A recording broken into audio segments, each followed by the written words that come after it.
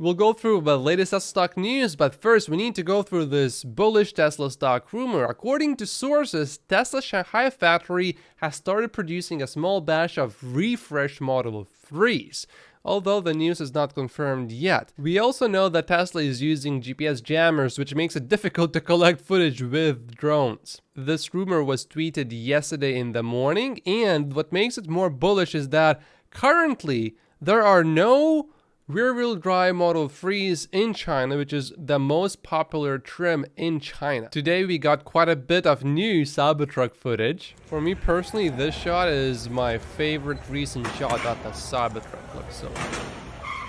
People are getting excited about the Cybertruck charging ports, or lost the little Cybertruck logo. Tesla's chief designer Franz was spotted driving the Cybertruck today, and look at that windshield wiper. Wow, that's massive. And look at these rear wheels turn right here. Pretty good. So you'll be able to navigate tight spaces relatively easily with that turning radius.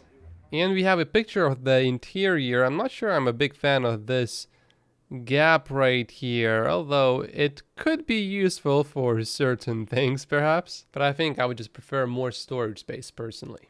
We are still probably a few months away from the first Cybertrucks being delivered, so that could change still. From Ryan, we got some footage that shows the Cybertruck bed opening. It seems pretty fast actually. And earlier, someone said that the Cybertruck windows would not roll down all the way down. But for the front windows, that's definitely not the case. As you just saw, it rolls down all the way down. At first, this video does not seem that impressive, but you just wait for about 5 seconds and you'll realize how impressive this turning radius actually is. Can you see how little space there actually was? And I was not going to report on this story, but it just became extremely relevant. Let me explain. Drive Tesla Canada is reporting that Tesla recalled a small number of 2023 Model 3s and Model Ys for potentially defective pyrotechnic battery disconnect. And the reason why I wasn't going to report on this is because only 26 of these vehicles were affected, and only 2% of these 26 are likely to have the actual issue. So if I'm reading that right, it could result in basically 0 vehicles recalled, but that's not the story. Porsche is recalling Taycans manufactured between June 2019 and December 2022. In other words, all Taycans ever produced except in the last 6 months.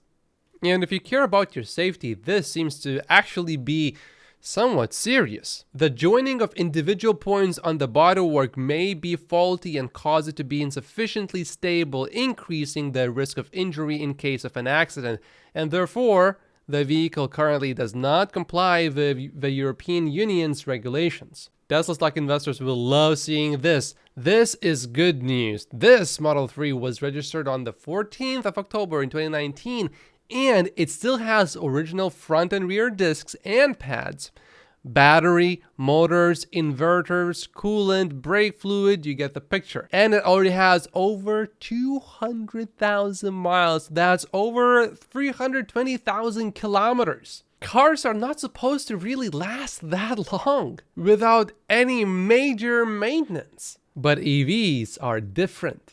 So if you hate wasting money, you may want to get yourself a Tesla Model 3 rear-wheel drive, which is actually cheaper than a Toyota Camry over the lifetime of the vehicle. And yesterday, a friend of mine was driving a new Mercedes, and she gave it to me for a test drive. It's an $80,000 Mercedes, and I was not impressed at all. Actually, I would much rather stick to a cheaper Tesla because, I don't know, the car just felt outdated. And even though it was a bigger car, it somehow, I just felt cramped inside because the visibility was not all that great compared to a Tesla.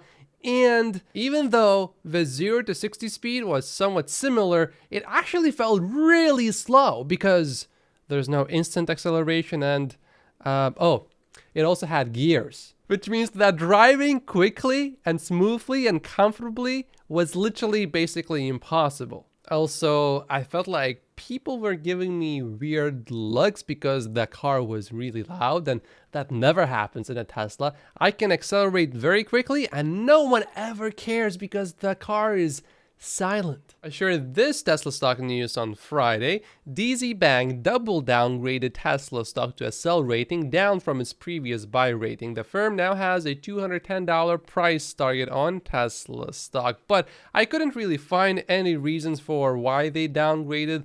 None of the articles say anything. But so far, every downgrade was not due to Tesla's fundamentals.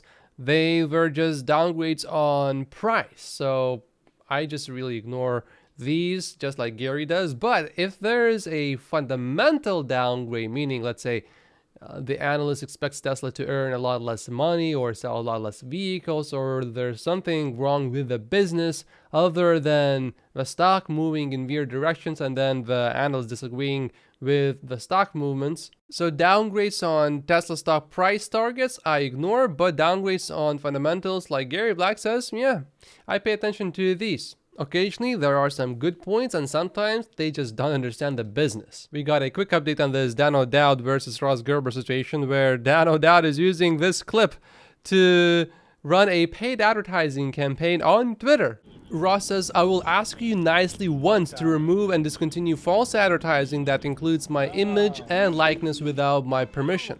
There we go. And there's a little bit of Twitter drama going on about this situation. Alexandra says, calling on anyone with the same FSD version Ross had on Thursday to please check the same intersection in Santa Barbara. If you want me to come assist and film, I'll carve time out of my agenda to do this. Ross provided his FSD version, and then Alexandra said, drive up here and we do it together again, Ross. You gotta help me clean this mess up. And that's when Ross said, too bad none of you showed despite all being invited. And Alexandra is not happy with that statement. She says, how would that have helped in this particular situation, which is all due to you? How about not doing the whole thing as we all told you to do? Where are all your live streams that you promised? And most importantly, says Alexandra, don't start the finger pointing. I think it is fair to say that she does have a valid point, and she is definitely quite upset about this. Can someone ask Dan about this Waymo, which is in the middle of a road? What is his opinion about this one? It's just, I don't know what it's doing here, and that's exactly the problem. It's not doing anything. It should be moving, and that's in the middle of the intersection. And what is Dan's opinion about this, where a cruise vehicle does not stop for the pedestrian and it just keeps going? It did slow down, but it did not stop. Do Waymos or cruise vehicles, do they ever get traffic tickets? I'm really curious about that. All of this suggests to me that Dan does not really care about actual safety of vehicles. He just cares about not having Tesla's technology in the marketplace, because I think, in my opinion, and this is all just my opinion, Tesla is a direct competitor to him. Check this out. Uh-oh, now we are talking, says Alexandra. There was this tweet which was sent to Ross. I do wonder if you violated your fiduciary duty to your clients by orchestrating this very public and risky stunt for only the benefit of publicity for your firm, while putting your clients' investments in Tesla at risk. And he also tagged SEC here. If you're a fund manager, I don't think you want SEC to be tagged in tweets against you. Ross will probably be fine, but this could turn into a sticky situation possibly.